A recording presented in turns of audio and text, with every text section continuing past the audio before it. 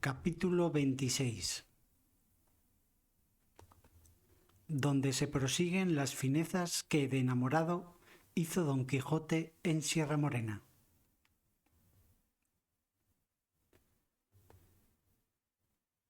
Y volviendo a contar lo que hizo el de la triste figura después que se vio solo, dice la historia que, así como Don Quijote acabó de dar tumbas o vueltas de medio abajo desnudo y de medio arriba vestido, y vio que Sancho se había ido, sin querer aguardar a más sandeces, se subió sobre una punta de una alta peña, y allí tornó a pensar lo que otras muchas veces había pensado, sin haberse jamás resuelto en ello.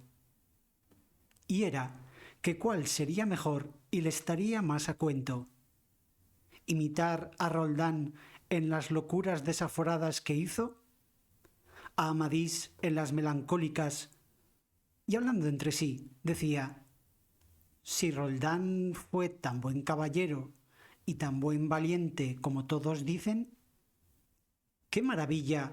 Pues, al fin, era encantado, y no le podía matar nadie si no era metiéndole un alfiler de a blanca por la punta del pie, y él traía siempre los zapatos con 7 suelas de hierro.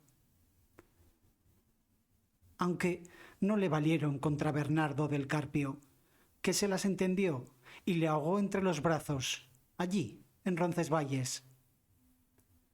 Pero, dejando en él lo de la valentía a una parte, vengamos a lo de perder el juicio, que es cierto que le perdió por las señales que halló en la fontana y por las nuevas que le dio el pastor de que Angélica había dormido más de 2 siestas con Merodo, un morillo de cabellos enrizados y paje de agramante. Y si él entendió que esto era verdad y que su dama le había cometido desaguisado, no hizo mucho en volverse loco. Pero yo, ¿cómo puedo imitarle en las locuras si no le imito en la ocasión de ellas? Porque mi Dulcinea del Toboso, osaré yo jurar que no ha visto en todos los días de su vida moro alguno, así como él es, en su mismo traje, y que se está hoy como la madre que la parió. Y haríale agravio manifiesto si, imaginando otra cosa de ella, me volviese loco de aquel género de locura de Roldán el furioso. Aunque, por otra parte, veo que Amadís de Gaula, sin perder el juicio y sin hacer locuras, alcanzó tanta fama de enamorado como el que más.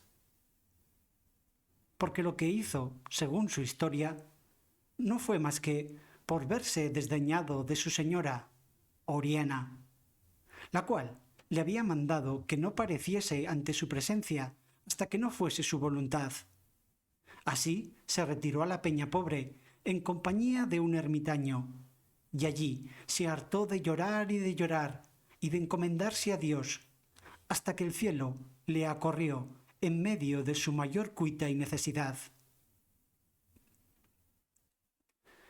Y si esto es verdad, como lo es, ¿para qué quiero yo tomar trabajo ahora de desnudarme del todo, ni dar pesadumbre a estos árboles que no me han hecho mal alguno? Ni tengo para qué enturbiar el agua clara de estos arroyos, los cuales me dan de beber cuando tenga gana.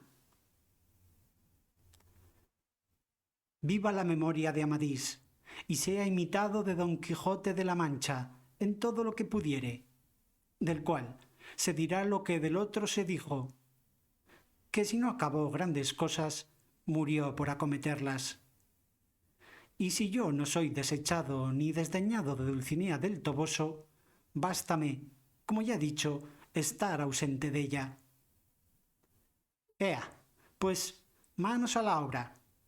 Venid a mi memoria cosas de Amadís, y enseñadme por dónde tengo que comenzar a imitaros. Mas ya sé yo que lo que más que él hizo fue rezar y encomendarse a Dios. Pero, ¿qué haré de rosario, que no lo tengo?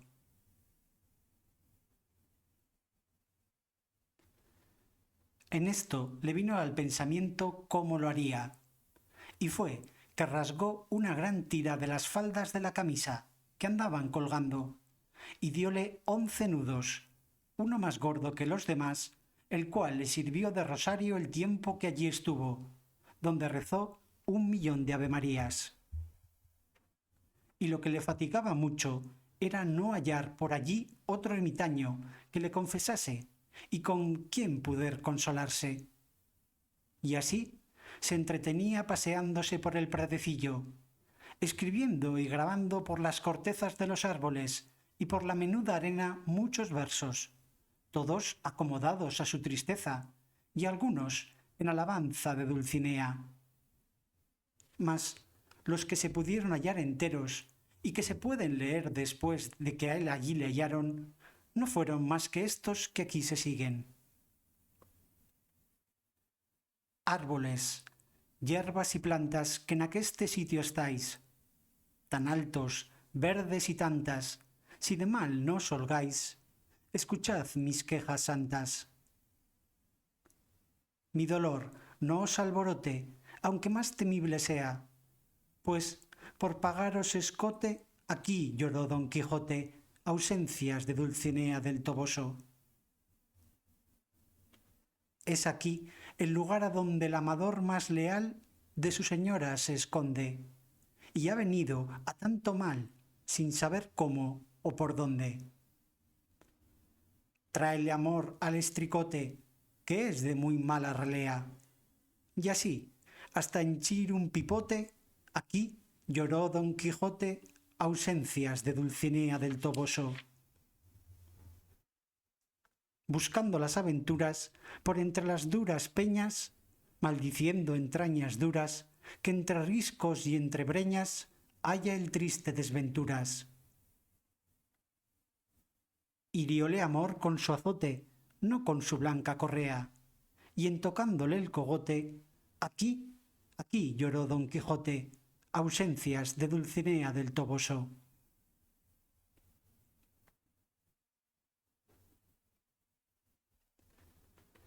No causó poca risa en los que hallaron los versos referíos el añadidura de del Toboso al nombre de Dulcinea, porque imaginaron que debió de imaginar Don Quijote que, sin nombrando a Dulcinea, no decía también del Toboso, no se podría entender la copla. Y así fue, la verdad, como él después confesó. Otros muchos escribió, pero, como se ha dicho, no se pudieron sacar en limpio, ni enteros, más de estas 3 coplas. En esto y en suspirar, y en llamar a los faunos y silvanos de aquellos bosques, a las ninfas de los ríos, a la dolorosa y húmeda eco, que le respondiesen, consolasen y escuchasen, se entretenía, y en buscar algunas hierbas con que sustentarse en tanto que Sancho volvía. Que, si como tardó 3 días, tardara 3 semanas, el caballero de la triste figura quedara tan desfigurado que no le conociera la madre que lo parió. Y será bien dejarle envuelto entre sus suspiros y sus versos, por contar lo que le avino a Sancho Panza en su mandadería. Y fue que, en saliendo al camino real, se puso en busca de del Toboso, y otro día llegó a la venta donde le había sucedido la desgracia de la manta. Y no lo hubo bien visto cuando le pareció que otra vez andaba en los aires, y no quiso entrar dentro, aunque llegó a la hora que lo pudiera y debiera hacer, por ser la de comer, y llevar en deseo de gustar algo caliente, que había grandes días que todo era fiambre. Esta necesidad le forzó a que llegase junto a la venta, todavía dudoso si entraría o no, y estando en esto, salieron de la venta 2 personas que luego le conocieron, y dijo el uno al otro: «Dígame, señor licenciado, ¿aquel del caballo no es Sancho Panza, el que dijo el ama de nuestro aventurero, el que había salido con su señor por escudero?» Sí es, dijo el licenciado. Y aquel es el caballo de nuestro Don Quijote. Y conociéronle también como aquellos que eran el cura y el barbero de su mismo lugar, y los que hicieron el escrutinio y acto general de los libros, los cuales, así como acabaron de conocer a Sancho Panza y a Rocinante, deseosos de saber de Don Quijote, se fueron a él, y el cura le llamó por su nombre, diciéndole: Amigo Sancho Panza, ¿a dónde queda vuestro amo? Conociólos luego Sancho Panza, y determinó de encubrir el lugar y la suerte donde y cómo su amo quedaba. Y así le respondió que su amo quedaba ocupado en cierta parte y en cierta cosa que le era de mucha importancia, pero la cual él no podía descubrir por los ojos que en la cara tenía. No, no, dijo el barbero, Sancho Panza, si vos nos decís dónde quede, imagináremosnolo, como ya imaginamos que vos le habéis muerto o le habéis robado, pues venís encima de su caballo. En verdad que nos habéis de dar el dueño del rocín, o sobre eso, morena. No hay para qué conmigo amenazas, que yo no soy hombre que robó ni que mato a nadie. A cada uno mate su ventura, o Dios que le hizo. Mi amo queda haciendo penitencia en la mitad de esta montaña, muy a su sabor.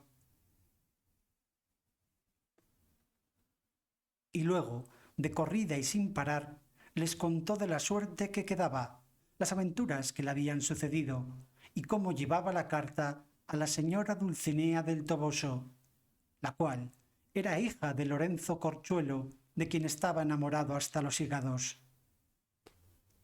Quedaron admirados los dos con lo de Sancho Panza, y aunque ya sabían la locura de Don Quijote y el género de ella, siempre que la oían se admiraban de nuevo. Pidiéronle así a Sancho Panza que les enseñase la carta que llevaba a la señora Dulcinea del Toboso.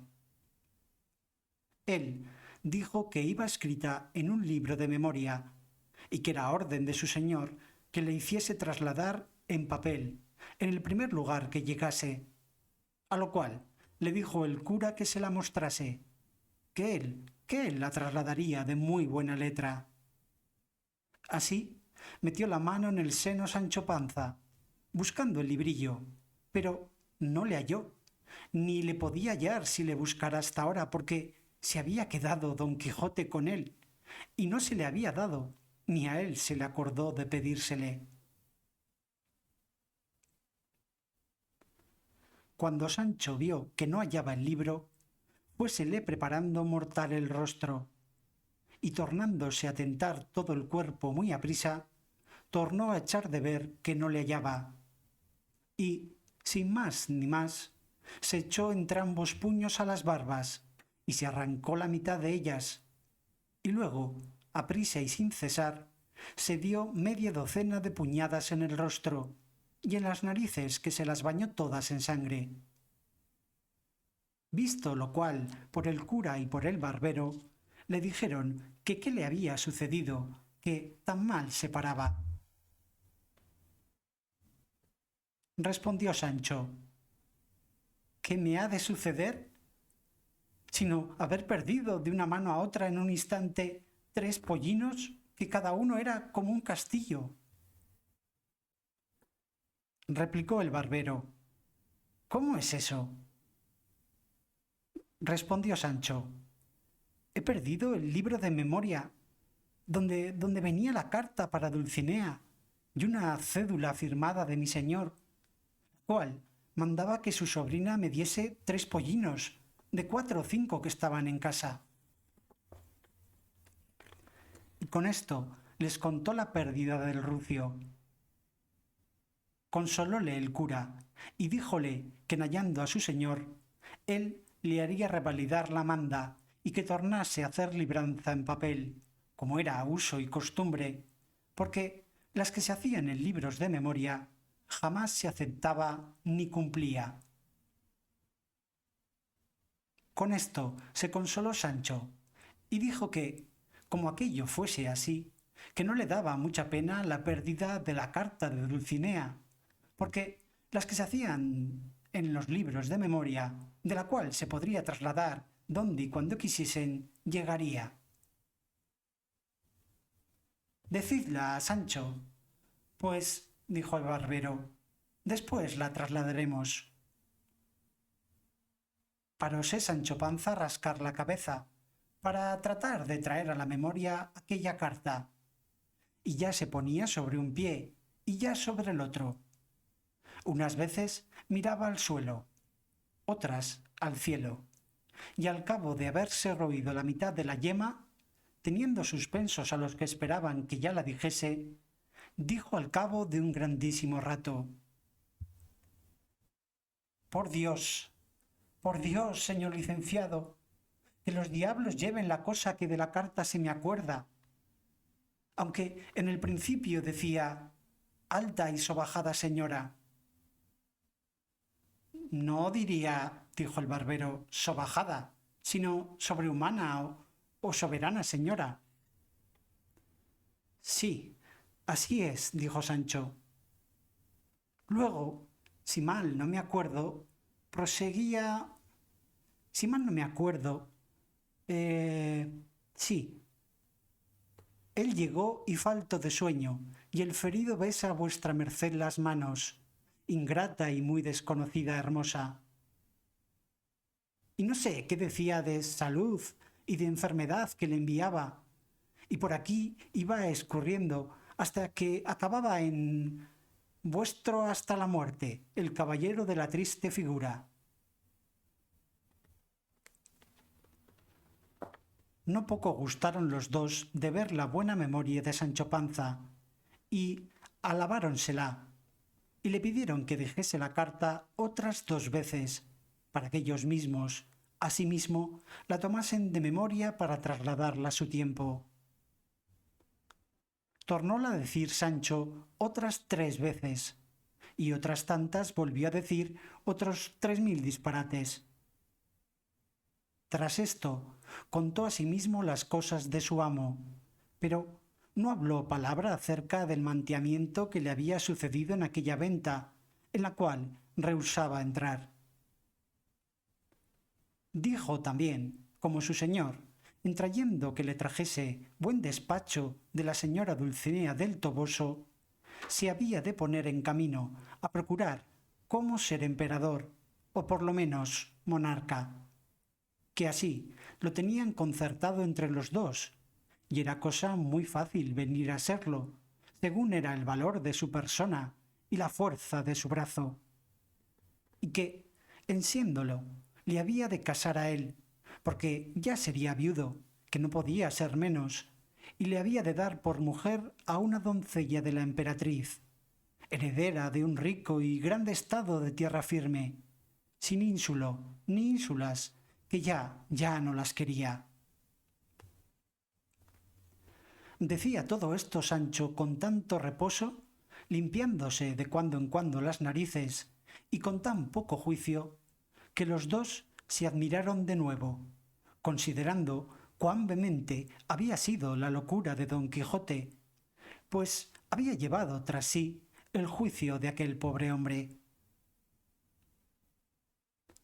No quisieron cansarse en sacarle del error en el que estaba, pareciéndoles que, pues, no le dañaba nada en la conciencia, mejor era dejarle en él, y a ellos les sería de más gusto oír todas sus necedades. Y así le dijeron que rogase a Dios por la salud de su señor, que cosa contingente y muy agible era venir con el discurso del tiempo, y llegaría a ser emperador, como él decía, o por lo menos arzobispo u otra dignidad equivalente. A lo cual respondió Sancho: señores, si la fortuna rodease las cosas de manera que a mi amo le viniese en voluntad de no ser emperador, sino de ser arzobispo, querría yo saber agora, ¿qué suelen dar los arzobispos andantes a sus escuderos? Suélenles dar, respondió el cura, algún beneficio, simple o curado, o alguna sacristanía, que les vale mucho de renta rentada, amén del pie del altar, que se suele estimar en otro tanto. Para eso será menester, replicó Sancho, que el escudero no sea casado, y que sepa ayudar a misa por lo menos.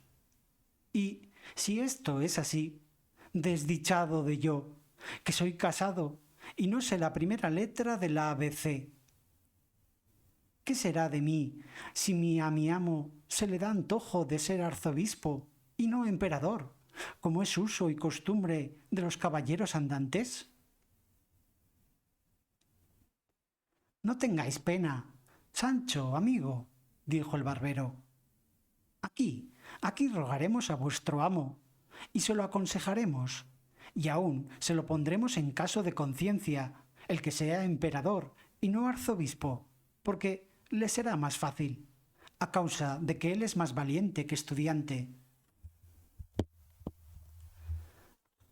Así me ha parecido a mí, respondió Sancho, aunque sé decir que para todo tiene cierta habilidad. Lo que yo pienso hacer de mi parte es rogarle a nuestro Señor, rogarle que le eche aquellas partes donde Él más le sirva y a donde a mí más mercedes me haga. Vos lo decís como discreto, dijo el cura, y lo haréis como buen cristiano. Mas lo que ahora se ha de hacer es dar orden de cómo sacar a vuestra amo de aquella inútil penitencia que decís que queda haciendo. Y para pensar el modo que hemos de tener, y para comer, que ya es hora. Será bien que nos entremos en esta venta. Sancho dijo que entrasen ellos, que él esperaría allí fuera, y que después les diría la causa por qué no entraba, ni le convenía entrar en ella. Mas que les rogaba que le sacasen allí algo de comer, algo que fuese cosa caliente, y asimismo, si era posible, algo de cebada para Rocinante. Ellos entraron y le dejaron, y de allí a poco el barbero le sacó de comer. Después, habiendo bien pensado entre los dos el modo que tendrían para conseguir lo que deseaban, vino el cura en un pensamiento muy acomodado, al gusto de Don Quijote, y para lo que ellos querían.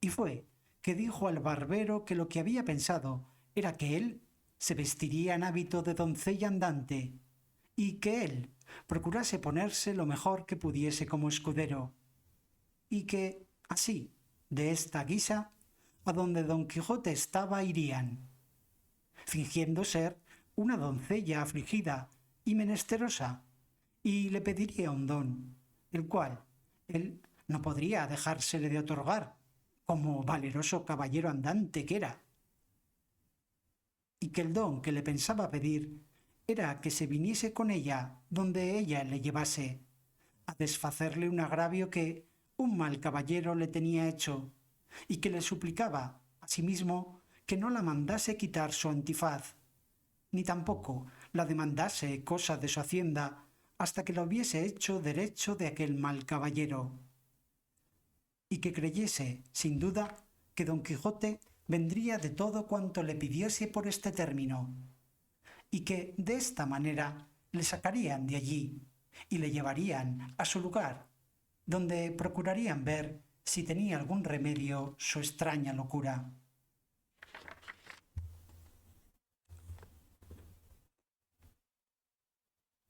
Capítulo 27. De cómo salieron con su intención el cura y el barbero, con otras cosas dignas de que se cuenten en esta grande historia.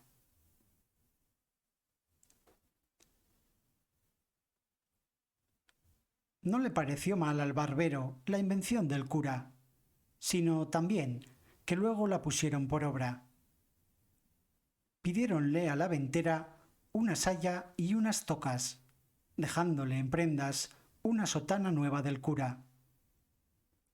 El barbero hizo una gran barba de una cola rucia o roja de buey, donde el ventero tenía colgado el peine. Preguntóles la ventera que para qué le pedían aquellas cosas. El cura le contó en breves razones la locura de Don Quijote y cómo convenía aquel disfraz para sacarle de la montaña donde a la sazón estaba. Cayeron luego el ventero y la ventera en que el loco era su huésped, el del bálsamo, y el amo del manteado escudero, y contaron al cura todo lo que con él les había pasado, sin callar lo que tanto callaba Sancho. En resolución, la ventera vistió al cura de modo que no había más que ver. Púsole una saya de paño, llena de fajas de terciopelo negro, de un palmo de ancho, todas acuchilladas, y unos corpiños de terciopelo verde, guarnecidos con unos ribetes de raso blanco, que se debieron de hacer ellos y la saya en tiempo del rey Wamba. No consintió el cura que le tocasen, sino púsose en la cabeza un birretillo de lienzo colchado, el cual llevaba para dormir de noche, y ciñóse por la frente una liga de tafetán negro, y con otra liga hizo un antifaz con que se cubrió muy bien las barbas y también el rostro.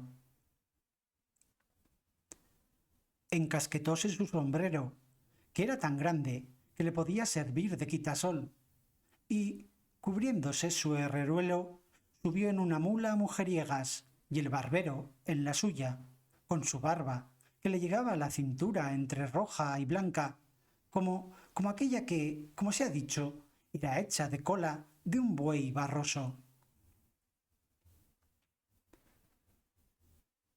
Despidiéronse de todos y de la buena de Maritornes, que prometió de rezar un rosario, aunque pecadora, porque Dios le diese buen suceso en tan arduo y tan cristiano negocio, como era aquel que habían emprendido. Mas apenas hubo salido de la venta, cuando le vino al cura un pensamiento, que hacía mal en haberse puesto de aquella manera, por ser cosa indecente que un sacerdote se pusiese así, aunque le fuese mucho en ello.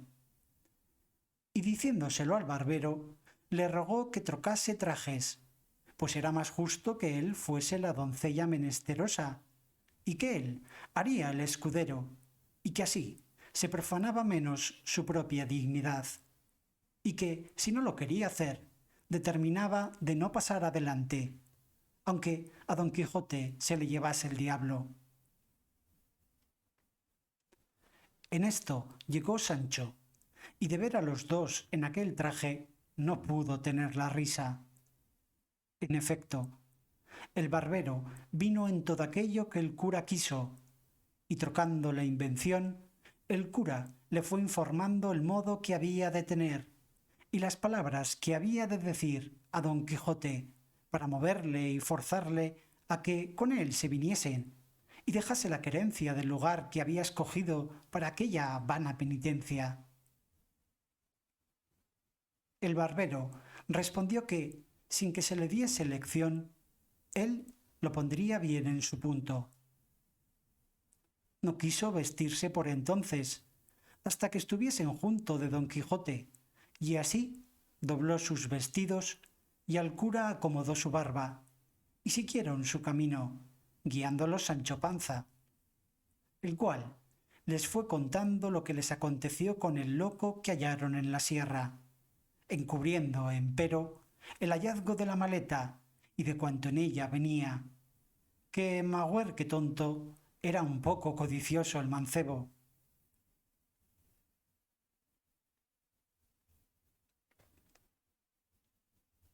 Otro día llegaron al lugar donde Sancho había dejado puestas las señales de las ramas, para así acertar el lugar donde había dejado a su señor.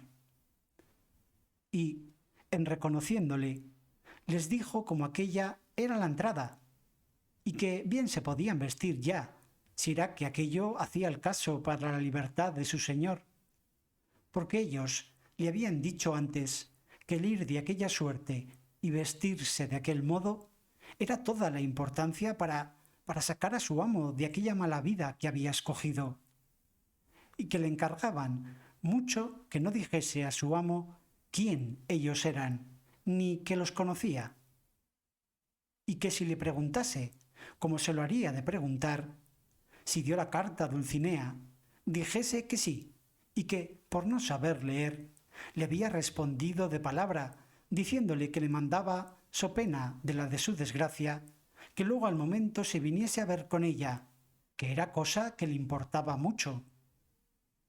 Porque con esto y con lo que ellos pensaban decirle, tenían por cosa cierta reducirle a mejor vida, y hacer con él que luego se pusiese en camino para ir a ser emperador o monarca, que en lo de ser arzobispo no había de qué temer. Todo lo escuchó Sancho y lo tomó muy bien, lo tomó en su memoria y les agradeció mucho su intención, aquella que tenían de aconsejar a su señor para que fuese emperador y no arzobispo, porque él tenía para sí que, para hacer mercedes a sus escuderos, más podían los emperadores que los arzobispos andantes. También les dijo que sería bien que él fuese delante, al buscarle, y darle la respuesta de su señora, que ya sería ella bastante a sacarle de aquel lugar, sin que ellos se pusiesen en tanto trabajo.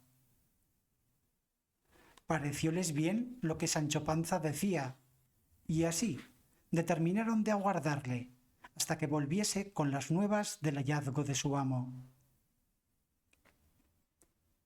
Entróse Sancho por aquellas quebradas de la tierra, dejando a los dos en una, por donde corría un pequeño y manso arroyo, a quienes hacían sombra agradable y fresca otras peñas, y también algunos árboles que por allí estaban. El calor y el día que allí llegaron era de los del mes de agosto, que por aquellas partes suele ser el ardor muy grande. La hora, las 3 de la tarde. Todo lo cual hacía el sitio más agradable y que convidase a que en él esperasen la vuelta de Sancho, como así lo hicieron. Estando, pues, los dos allí, sosegados y a la sombra, llegó a sus oídos una voz que, sin acompañarla son de algún instrumento, dulce y regaladamente sonaba, de que no poco se admiraron, por parecerles que aquel no era un lugar donde pudiese haber quien tan bien cantase. Porque, aunque suele decirse que por las selvas y por los campos se hallan pastores de vozas extremadas, más son encarecimientos de poetas que verdades. Y más cuando advirtieron que lo que oían cantar eran versos, pero no de rústicos ganaderos, sino de discretos cortesanos. Y confirmó esta verdad haber sido los versos que oyeron estos. ¿Quién menoscaba mis bienes? Desdenes. ¿Y quién aumenta mis duelos? Los celos. ¿Y quién prueba mi paciencia? La ausencia.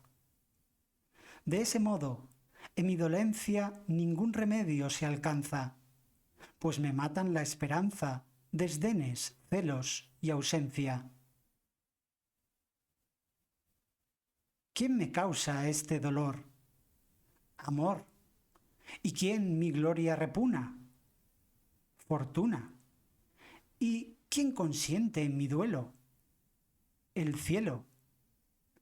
De ese modo, yo recelo morir de este mal extraño, pues se aunan en mi daño amor, fortuna y el cielo. ¿Quién mejorará mi suerte? La muerte. ¿Y el bien de amor? ¿Quién le alcanza? Mudanza. ¿Y sus males? ¿Quién los cura? Locura. De ese modo, no es cordura querer curar la pasión cuando los remedios son muerte, mudanza y locura.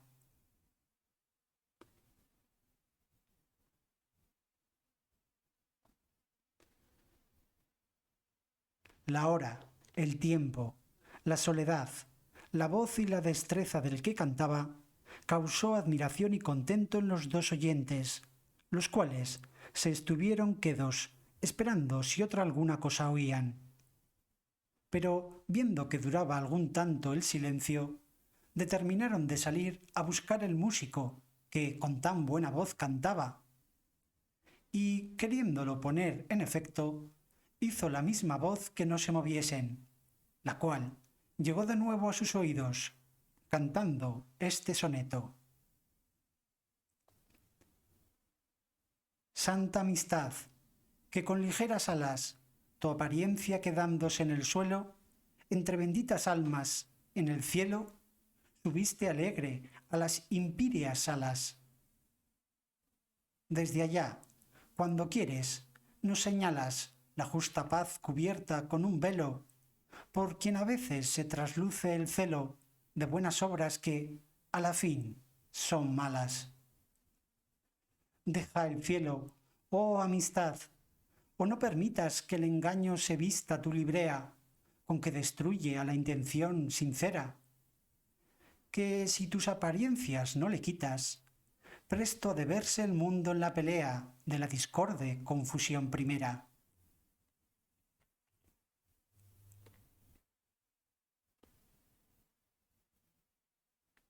El canto se acabó con un profundo suspiro, y los dos, con atención, volvieron a esperar si más se cantaba. Pero viendo que la música se había vuelto en sollozos y en lastimeros ayes, acordaron de saber quién era el triste, tan extremado en la voz como doloroso en los gemidos. Y no anduvieron mucho cuando, al volver de una punta de una peña, vieron un hombre del mismo talle y figura que Sancho Panza, cuando les contó aquel cuento de Cardenio, el cual hombre, cuando los vio, sin sobresaltarse, estuvo quedo con la cabeza inclinada sobre el pecho, a guisa de hombre pensativo, sin alzar los ojos a mirarlos más de la vez primera, cuando de improviso llegaron. El cura, que era hombre bien hablado, como el que ya tenía noticia de su desgracia, pues por las señas le había conocido, se llegó a él y con breves, aunque muy discretas razones, le rogó y le persuadió de aquella tan miserable vida dejase, porque allí no la perdiese, que era la desdicha mayor de las dichas. Estaba Cardenio entonces en su entero juicio, libre de aquel furioso accidente que tan a menudo le sacaba de sí mismo. Y así, viendo a los dos en traje tan no usado de los que por aquellas soledades andaban, no dejó de admirarse algún tanto, y más cuando oyó que le habían hablado de su negocio, como en cosa sabida, porque las razones que el cura le dijo así lo dieron a entender.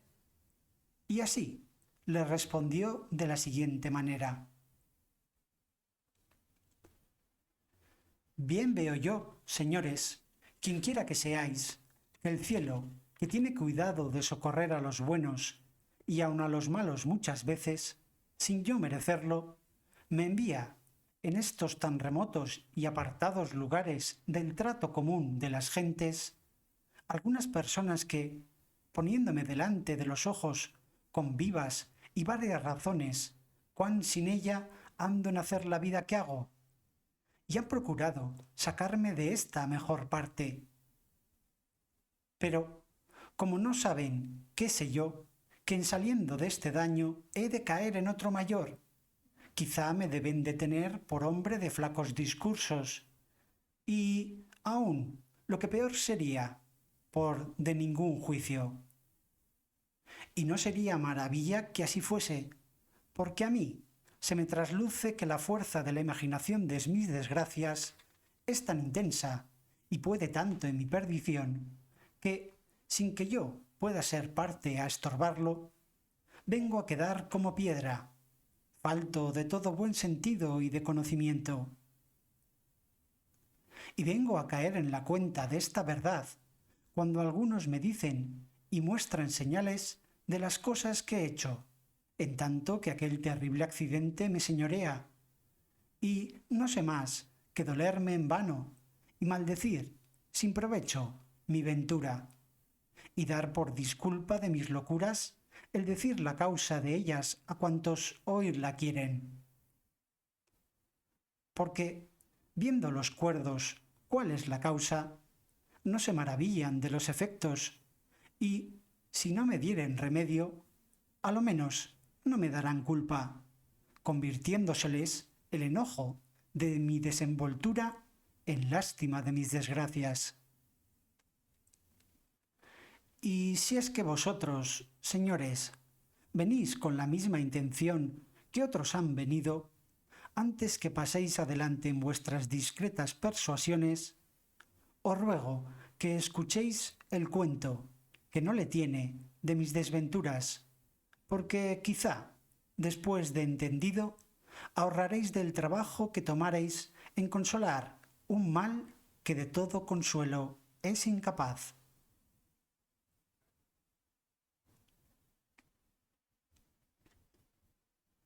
Los dos, que no deseaban otra cosa que saber de su mesma boca la causa de su daño, le rogaron se la contase, ofreciéndole de no hacer otra cosa de la que él quisiese, en su remedio o en su consuelo.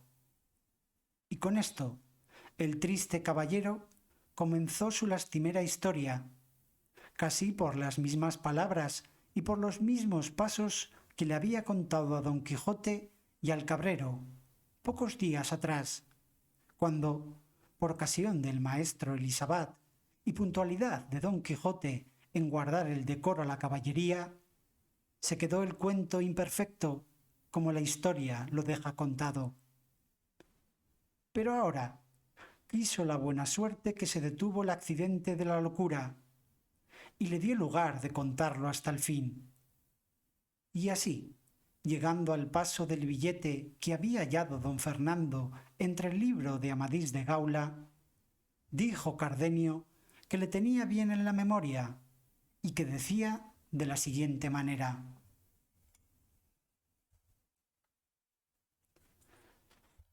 Luscinda a Cardenio. Cada día descubro en vos valores que me obligan y fuerzan a que más os estime. Y así, si quisiéredes sacarme de esta deuda sin ejecutarme en la honra, lo podréis muy bien hacer. Padre tengo, que os conoce y que me quiere bien, el cual, sin forzar mi voluntad, cumplirá la que será justo que vos tengáis, si es que me estimáis como decís y como yo creo. Por este billete me moví a pedir a Luscinda por esposa, como ya os he contado, y este fue por quien quedó Luscinda en la opinión de don Fernando, por una de las más discretas y avisadas mujeres de su tiempo. Y este billete fue el que le puso en deseo de destruirme, antes que el mío se efectuase. Díjele yo a don Fernando, en lo que repara el padre de Luscinda, que era que mi padre se la pidiese, lo cual yo no le osaba decir. Temeroso que no vendría en ello, no porque tuviese bien conocida la calidad, la bondad, la virtud o la hermosura de Luscinda, y que tenía partes bastante para ennoblecer cualquier linaje de España, sino porque yo entendía del que deseaba que no me casase tan presto, hasta ver lo que el duque Ricardo hacía conmigo. En resolución, le dije que no me aventuraba a decírselo a mi padre, así por aquel inconveniente como por otros muchos que me acobardaban, sin saber cuáles eran, sino que me parecía que lo que yo desease jamás había de tener efecto. A todo esto me respondió don Fernando que él, se encargaba de hablar a mi padre y hacer con él que hablase al de Luscinda. Oh, Mario ambicioso, oh, Catilina cruel, oh, Sila facineroso, Galalón embustero, oh, Bellido vengativo, oh, Judas codicioso, traidor, cruel, vengativo y embustero. ¿Qué de servicios te había hecho este triste, que con tanta llaneza te descubrió los secretos y contentos de su corazón? ¿Qué ofensa te hice? ¿Qué palabras te dije o qué consejos te di que no fuesen todos encaminados a acrecentar tu honra y tu provecho? Mas, ¿de qué me quejo? Desventurado de mí, pues en cosa cierta, que cuando traen las desgracias la corriente de las estrellas, como vienen de alto abajo, despeñándose con furor y con violencia, no hay fuerza en la tierra que las detenga, ni industria humana que prevenirlas pueda. ¿Quién pudiera imaginar que don Fernando, caballero ilustre, discreto, obligado de mis servicios, poderoso para alcanzar lo que el deseo amoroso le pidiese, donde quiera que le ocupase, si había de enconar, como suele decirse, en tomarme a mí una sola oveja, la cual aún no poseía? Pero quédense estas consideraciones aparte, como inútiles y sin provecho, y añudemos el roto hilo de mi desdichada historia. Digo pues que, pareciéndole a don Fernando que mi presencia le era inconveniente para poner en ejecución su falso y mal pensamiento, determinó de enviarme a su hermano mayor, con ocasión de pedirle unos dineros para pagar 6 caballos, que de industria, y sólo para este efecto de que me ausentase, el mismo día que se ofreció a hablar a mi padre, los compró, y quiso que yo viniese por el dinero. ¿Pude yo acaso prevenir esta traición? ¿Pude, por ventura, caer en imaginarla? No, por cierto. Antes, con grandísimo gusto, me ofrecí a partir luego, contento de la buena compra hecha. Aquella noche hablé con Luscinda y le dije, con lo que con don Fernando quedaba concertado, y que tuviese firme esperanza de que tendría efecto nuestros buenos y justos deseos. Ella me dijo, tan segura como yo de la traición de don Fernando, que procurase volver presto, porque creía que no tardaría más la conclusión de nuestras voluntades que tardase mi padre de hablar al suyo. No sé qué se fue, que en acabando de decirme esto, se le llenaron los ojos de lágrimas, y un nudo se le atravesó en la garganta, que no le dejaba hablar palabras de otras muchas que me pareció que procuraba decirme. Quedé admirado de este nuevo accidente. Hasta allí jamás en ella visto, porque siempre nos hablábamos, las veces que la buena fortuna y mi diligencia lo concedía, con todo regocijo y contento, sin mezclar en nuestras pláticas lágrimas, suspiros, celas, sospechos o temores. Volvíame ella al recambio, alabando en mí lo que, como a enamorada le parecía digno de alabanza. Con esto nos contábamos 100.000 niñerías y también acaecimientos de nuestros vecinos y conocidos, y a lo que más entendía mi desenvoltura era tomarle, casi por la fuerza, una de sus bellas y blancas manos, y llevarla a mi boca, según daba lugar la estrecheza de una baja reja que nos dividía. Pero la noche que precedió al triste día de mi partida, ella lloró, gimió y suspiró, y se fue, y me dejó lleno de confusión y sobresaltado, espantado de haber visto tan nuevas y tan tristes muestras de dolor y sentimiento en Lucinda. Pero, por no destruir más esperanzas, todo lo atribuí a la fuerza del amor que me tenía y al dolor que suele causar la ausencia en los que bien se quieren. En fin, yo me partí triste y pensativo, llena el alma de imaginaciones y de sospechas, sin saber lo que sospechaba ni tampoco imaginaba. Claros indicios que me mostraban el triste suceso y desventura que me estaba guardada. Llegué al lugar donde era enviado. Di las cartas al hermano de don Fernando.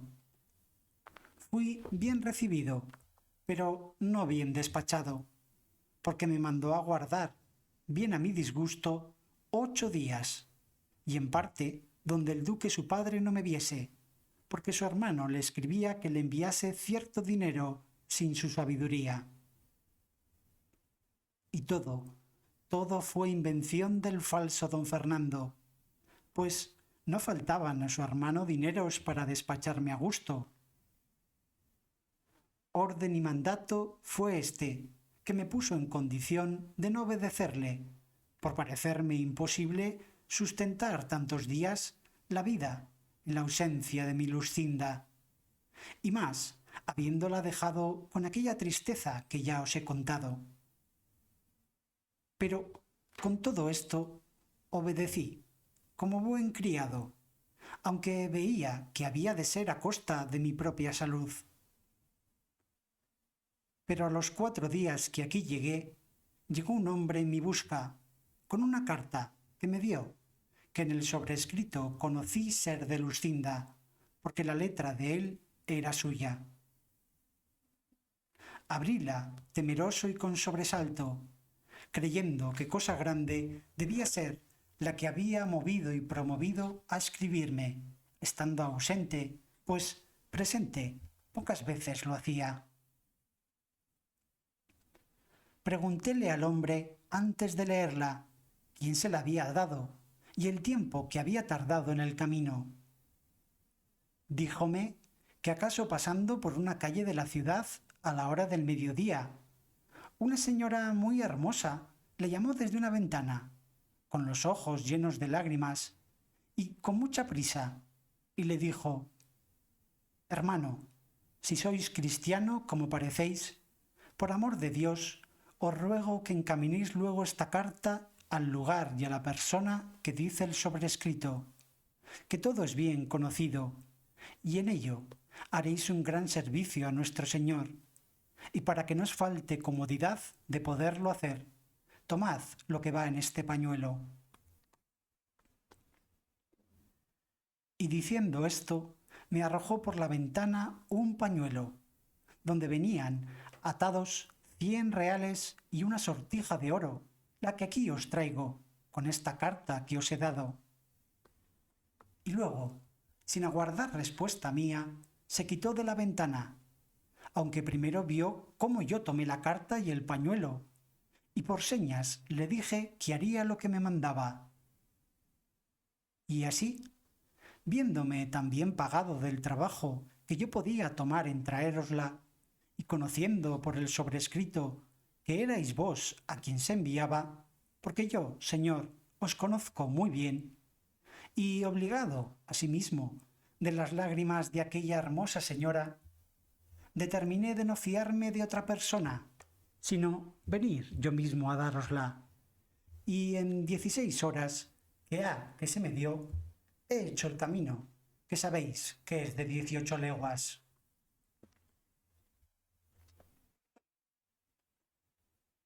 En tanto que el agradecido y nuevo correo esto me decía, estaba yo colgado de sus palabras, temblándome las piernas, de manera que apenas podía sostenerme.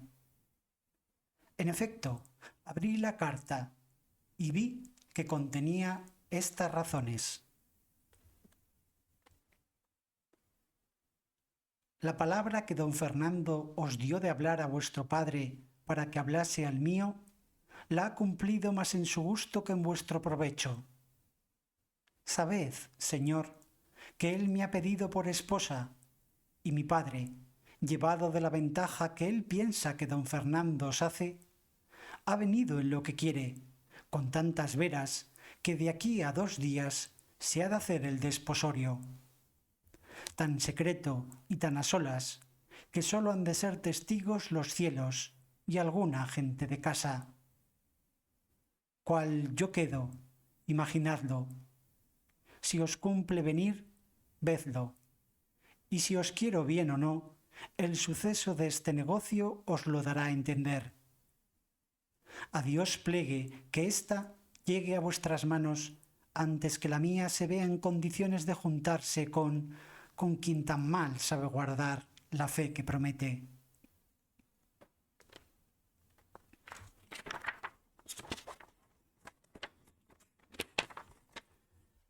Estas, en suma, fueron las razones que la carta contenía y las que me hicieron poner luego en camino, sin esperar otra respuesta ni otros dineros, que bien claro conocí entonces que no la compra de los caballos, sino la de su gusto, había movido a don Fernando a enviarme a su hermano. El enojo que contra don Fernando concebí, junto con el temor de perder la prenda que con tantos años de servicios y deseos tenía granjeada, me pusieron alas, pues, casi como en vuelo, otro día me puse en mi lugar al punto y a la hora que convenía para ir a hablar a Lucinda. Entré secreto y dejé una mula en que venía en casa del buen hombre que me había llevado la carta, y quiso la suerte que entonces la tuviese tan buena, que hallé a Lucinda puesta a la reja, testigo de nuestros amores. Conocióme Lucinda y conocíla yo, mas no como debía ella conocerme y yo conocerla. Pero ¿quién hay en el mundo que se pueda alabar que ha penetrado y sabido el confuso pensamiento y condición mudable de una mujer? Ninguno, por cierto. Digo, pues, que, así como Lucinda me vio, me dijo: Cardenio, de boda estoy vestida. Ya me están aguardando en la sala don Fernando el traidor y mi padre el codicioso, con otros testigos que antes lo serán de mi muerte que mi desposorio.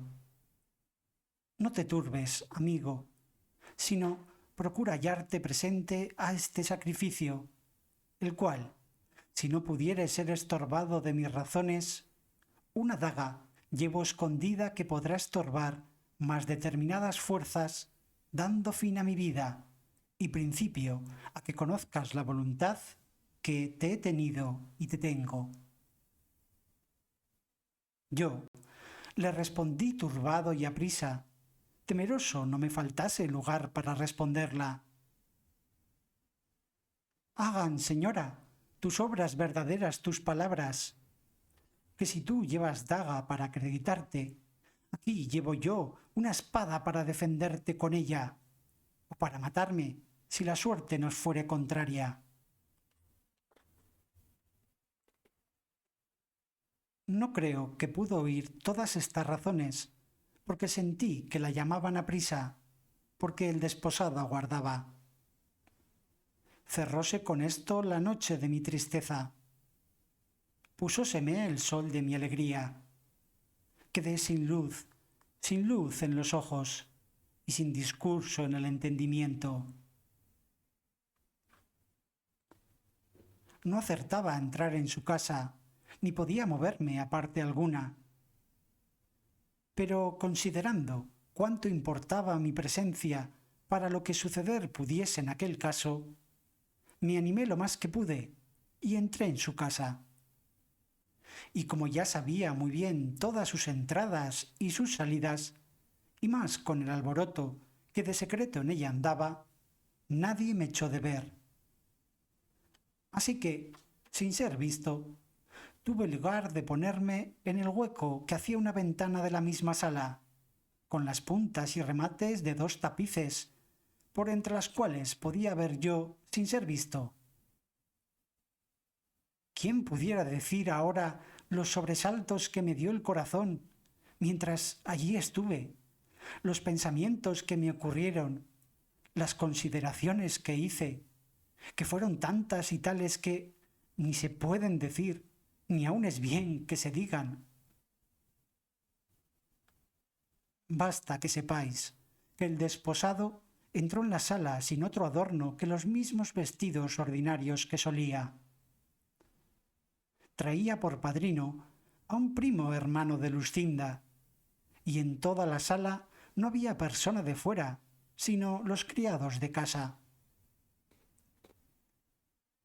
De allí a un poco salió de una recámara Luscinda, acompañada de su madre y de 2 doncellas suyas, también aderezada y compuesta como su calidad y hermosura merecían, y como quien era la perfección de la gala y bizarría cortesana.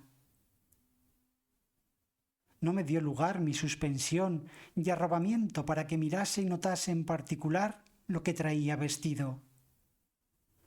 Sólo pude advertir los colores, que eran encarnado y blanco, y en las vislumbres que las piedras y las joyas del tocado y de todo el vestido hacían, a todo lo cual se aventajaba la belleza singular de sus hermosos y rubios cabellos, tales que, en competencia de las preciosas piedras y de las luces de 4 hachas que en la sala estaban, la suya, con más resplandor, a los ojos ofrecían.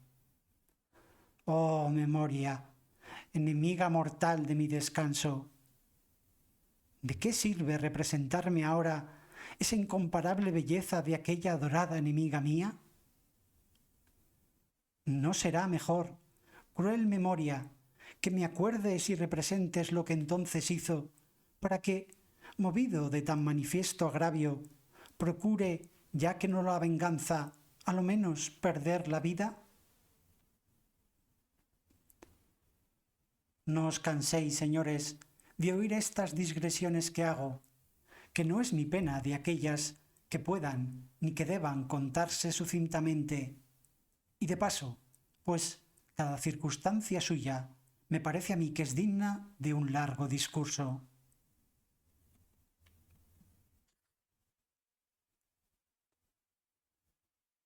A esto le respondió el cura que no sólo no se cansaban en oírle, sino que les daba mucho gusto las menudencias que contaba, por ser tales que merecían no pasarse en silencio, y la misma atención que lo principal del cuento.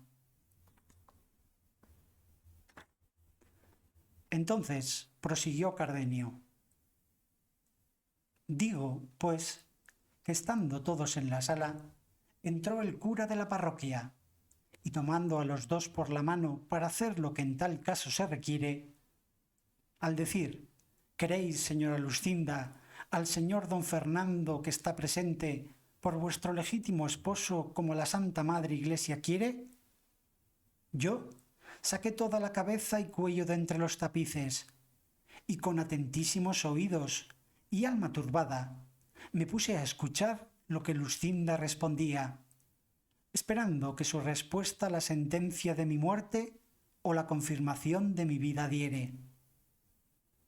Oh, ¿quién se atreviera a salir entonces diciendo a voces, Luscinda, Luscinda, mira lo que haces, considera lo que me debes, mira que eres mía y que no puedes ser de otro?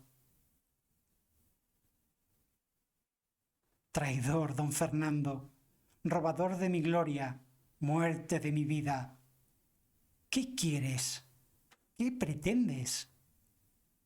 Considera que no puedes cristianamente llegar al fin de tus deseos, porque Luscinda es mi esposa y yo soy su marido. ¡Ah! Loco de mí. Ahora que estoy ausente y lejos del peligro, digo que había de hacer lo que no hice. Ahora que dejé robar mi cara prenda, maldigo al robador, de quien pudiera vengarme si tuviera un corazón para ello, como lo tengo para quejarme. En fin, pues entonces fui cobarde y necio. No es mucho que muera ahora corrido, arrepentido y loco. Estaba esperando el cura la respuesta de Lucinda, que se detuvo un buen espacio en darla, y cuando yo pensé que sacaba la daga para acreditarse, o desataba la lengua para decir alguna verdad o desengaño que en mi provecho redundase, oigo que dijo en voz desmayada y flaca: sí, quiero. Y lo mismo dijo don Fernando, y dándole el anillo, quedaron en indisoluble nudo ligados. Llegó el desposado a abrazar a su esposa, y ella, poniéndose la mano sobre el corazón, cayó desmayada en los brazos de su madre. Resta ahora decir cuál quedé yo viendo en el sí que había oído. Burladas mis esperanzas, falsas las palabras y promesas de Lucinda, imposibilitado de cobrar en algún tiempo el bien que en aquel instante había perdido. Quedé falto de consejo, desamparado, a mi parecer de todo el cielo, hecho enemigo de la tierra que me sustentaba, negándome el aire aliento para mis suspiros y el agua humor para mis ojos. Sólo el fuego se acrecentó, de manera que todo ardía de rabia y de celos. Alborotáronse todos con el desmayo de Lucinda, y desabrochándole su madre el pecho para que le diese el aire, se descubrió en un papel cerrado, que luego don Fernando tomó y se puso a leer a la luz de una de las hachas, y en acabando de leer, se sentó en la silla y se puso la mano en la mejilla, con muestras de un hombre muy pensativo, sin acudir a los remedios que a su esposa se hacían para que del desmayo volviese. Yo, viendo alborotada toda la gente de la casa, me aventuré a salir, ora fuere visto o no, con determinación que si me viesen, de hacer un desatino tal que todo el mundo viniera a entender aquella justa indignación de mi pecho y en el castigo del falso don Fernando, y aun en el mudable de la desmayada traidora. Pero mi suerte, que para mayores males, si es posible que los haya, me debe tener guardado, ordenó que en aquel punto me sobrase el entendimiento que después acá me ha faltado. Y así, sin querer tomar venganza de mis mayores enemigos, quise tomarla de mi mano y ejecutar en mí la pena que ellos merecían, y aun quizá con más rigor del que con ellos se usara si entonces les diera muerte, pues la que se recibe repentina presto acaba la pena, mas la que se dilata con tormentos siempre mata sin acabar la vida. En fin, yo salí de aquella casa y vine a la de aquel donde había dejado la mula. Hice que me la ensillase, sin despedirme de él subí en ella y salí de la ciudad, sin osar, como otro Lot, volver el rostro a mirarla. Y cuando me vi en el campo solo, y que la oscuridad de la noche me encubría y su silencio convidaba a quejarme, sin respeto o miedo de ser escuchado ni conocido, solté la voz y desaté la lengua en tantas maldiciones de Lucinda y don Fernando, como si con ellas satisfaciera el agravio que me habían hecho. Dile títulos de cruel, de ingrata, de falsa y desagradecida, pero sobre todos de codiciosa, pues la riqueza de mi enemigo le había cerrado los ojos de la voluntad para quitármela a mí y entregarla a aquel con quien más liberal y franca la fortuna se había mostrado. Y en mitad de la fuga de estas maldiciones y vituperios, la de sus padres, hecha y acostumbrada siempre a obedecerlos, hubiese querido condescender con su gusto, pues le daban por esposo a un caballero tan principal, tan rico y tan gentil hombre que, a no querer recibirle, se podía pensar o que no tenía juicio o que en otra parte tenía la voluntad. Tal cosa redundaba en perjuicio de su buena opinión y la fama. Luego volvía diciendo que, puesto que ella dijera lo que yo era su esposo, vieran ellos que no había hecho en escogerme tan mala elección, que no la disculparan.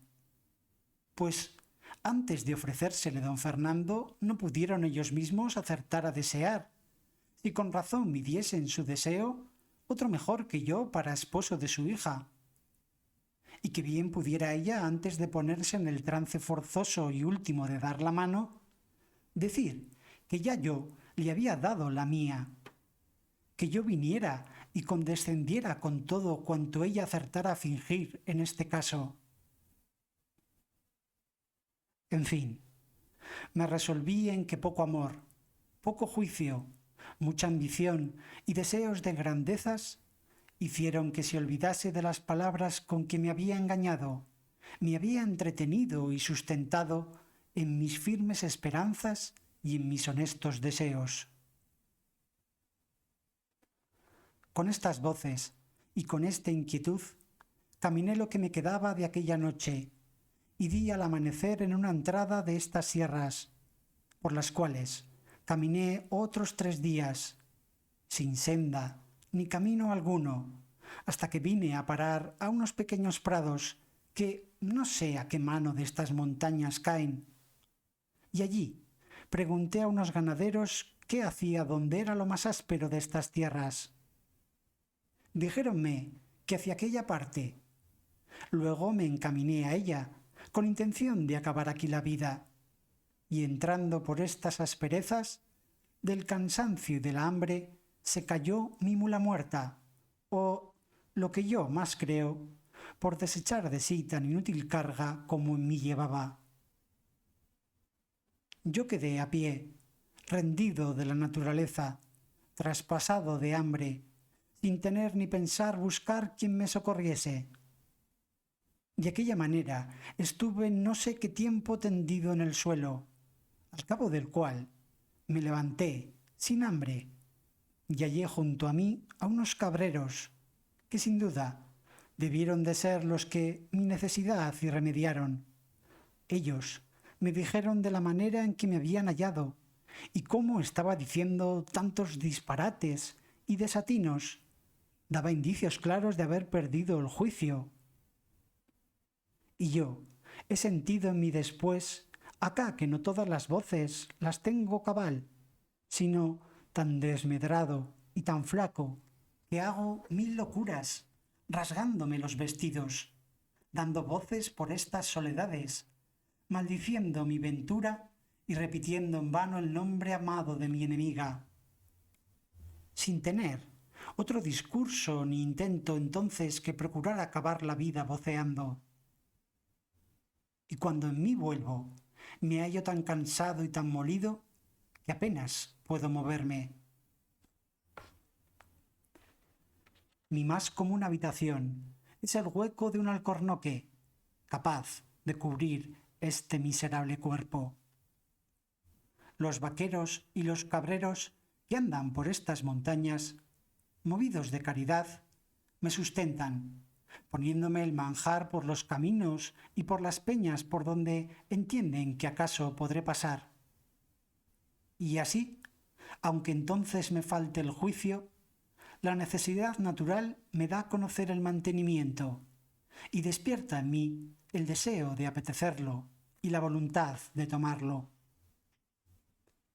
Otras veces me dicen ellos, cuando me encuentran con juicio, que yo salgo a los caminos y que se lo quito por fuerza, aunque me lo den de agrado. De esta manera paso mi miserable y extrema vida, hasta que el cielo sea servido de conducirla a su último fin, o de ponerle en mi memoria para que no me acuerde de la hermosura y de la traición de Luscinda y de aquel agravio de don Fernando.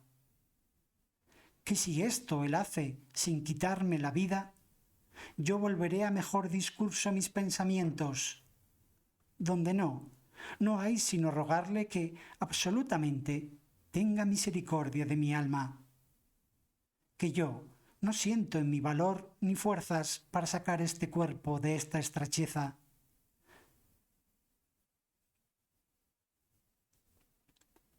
Esta es, señores, la amarga historia de mi desgracia.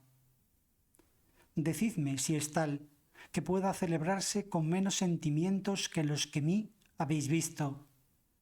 Y no os canséis en persuadirme ni aconsejarme lo que la razón os dijere que pueda ser bueno para mi remedio, porque ha de aprovechar conmigo lo que aprovecha la medicina recetada de un famoso médico al enfermo.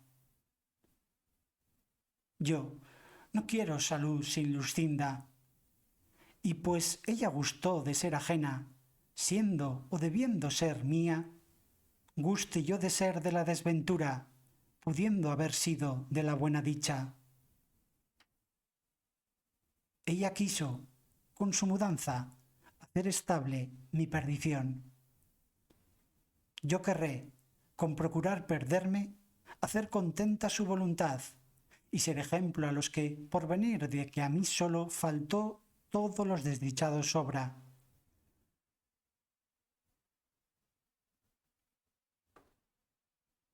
Aquí dio fin Cardenio a su larga plática, y tan desdichada como amorosa historia, y al tiempo que el cura se provenía para decirle algunas razones de consuelo, le suspendió una voz que llegó a sus oídos, que en lastimados acentos oyeron que decía lo que se dirá en la siguiente parte de esta narración, que en este punto dio fin a la tercera el sabio y atentado historiador Cide Hamete Benengeli.